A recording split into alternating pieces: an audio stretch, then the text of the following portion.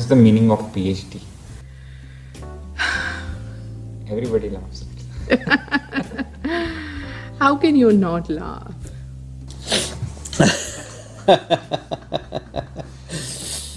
What is PhD? Okay. This is very surprising. No one asked me this question before. PhD is pagal hone mein der. Yeah. And I kind of concur with it in a way. But it's a process of getting to a happy state of pagalpan. PhD to me is fundamentally an exercise in patience, an exercise in developing scientific temper. We all are naturally born with scientific temper, but to hone it to a point where you can try and do science from a very unbiased place is a non-trivial process. And we need to kind of sort of channelize it in a slightly different way for PhD. So the journey of PhD essentially prepares you to do that. So a PhD, at least the way I look at it, I think it's more of a way of life. It should not be definitely looked upon as a course or another set of classes. I think it's a way by which you train yourself to think about critical problems. It definitely involves developing strategies to critically think, to deal with problems, and to utilize the information you've got at different stages of your life and use it at the right time to move ahead. One of my thesis committee members was Jeff Hall, who's a Nobel laureate.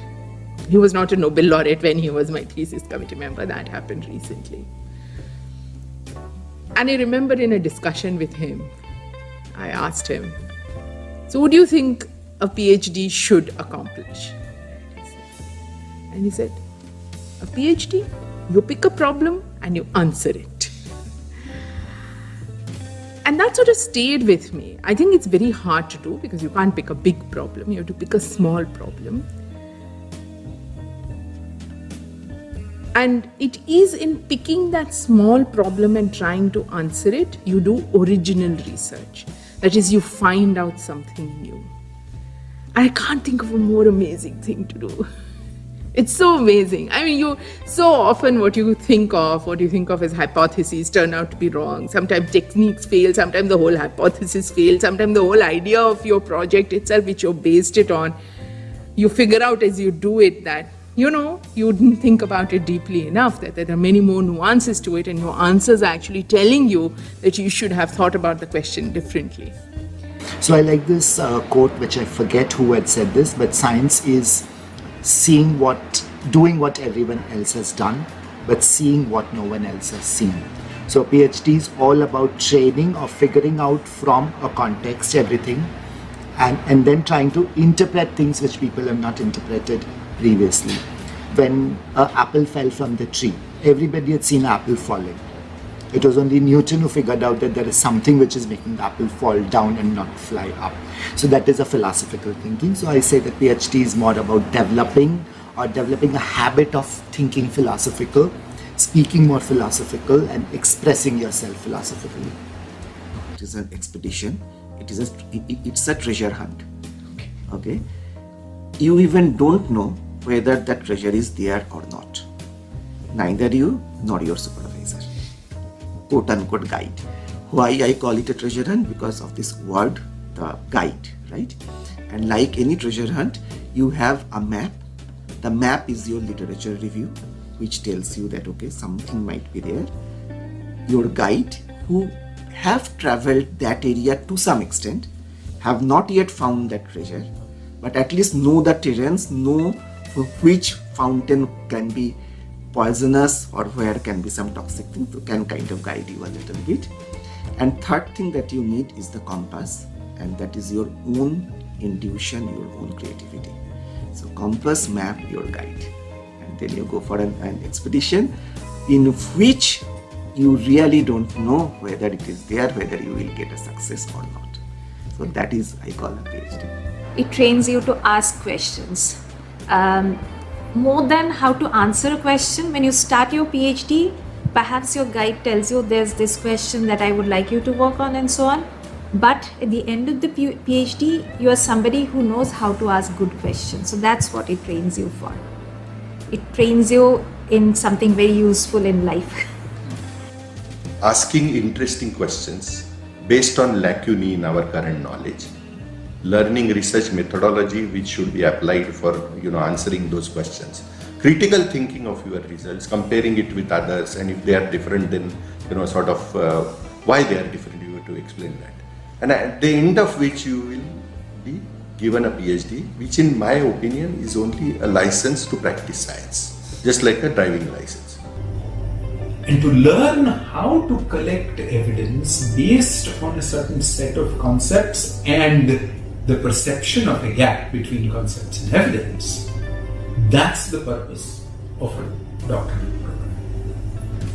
So by the end of your doctoral program, you should be in a position, all of us should be in a position, to be able to take a situation where there is a gap between concepts and evidence and to say, here's how it can be filled. It is basically addition to knowledge by learning methodology, scientific thinking, scientific temper, and scientific method. So it's a license basically to practice science. By the end of a BSc MSc program, what all of us should begin to realize is that there are gaps between concepts and evidence. A doctoral program is a training program to begin to learn how to bridge the gaps in places where nobody has bridged the gap as yet. So you build a new gap bridge. MSc students, they undergo some kind of dissertation, they do a project for a short period of time. In that, we do not expect them to answer something called as why. But when it comes to PhD, it's like if we are not able to answer why, it is like just like a stretched master's thesis. So therefore, for a PhD, in addition to how, a person should be able to answer why. It's not a BSc where you get a basic knowledge about the science that you are studying, or it is a Master of Science where you get to know how does it work, right? But in PhD, you actually try to understand the philosophy behind it. Okay, so what does that mean? It means that it is not that anymore gaining knowledge. It is about seeking knowledge, or it is about seeking the answers that the question that you are raising. Okay, and how do you approach it? So that approach, the developing that approach is, I think, is a doctorate of philosophy. I do think a PhD should be viewed as an enjoyable process, and unfortunately is becoming very stressful as time goes on. But it does give you critical skills in thinking about problems related to science or any other field, and using your information to help allow that field to progress and move ahead. But increasingly, I begin to question whether this approach is serving our students right, because so many students come to do a PhD in our country, and of course there's a number of scientists per capita, we are very, very small, and there seems to be a lot of frustration because at one hand you want them to find new things, which is always hard. On the other hand, you constrain them by saying you have funding for only X amount of time, during which time you have to figure it out. So I think those two approaches sort of clash with each other, and it's very difficult then, from a human point of view, to justify that, because so many of our students then struggle with funding, struggle with are they going to find things out, and many of them come into science being very enthusiastic because they've read some textbook, or they've heard some interesting talk, or read some interesting paper, but the reality of everyday doing research is a lot of repetition, doing the same thing over and over again, collecting bags and bags of data, and then not being sure whether what you've interpreted is right, and doing one more experiment to do the whole thing iteratively again. And it's right for some people, and it may not be the best step forward for other people. Because PhD is very unforgiving, the journey. Very rarely will you have voila moments where everything worked like magic. So So it is an exercise in patience, learning to be patient. So hence, the shortest PhD that I've ever seen in my life is 3.5 years. But that person is only the one person that I know in 20 years who got a PhD in 3.5 years in Indian context. In the Indian context, doing a PhD in that shorter period is non-trivial. Minimum time required is 4.5 to 5 years, including your submission, defense and everything.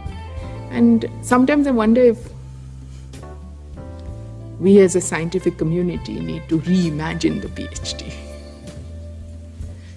That's the most honest answer I can give you.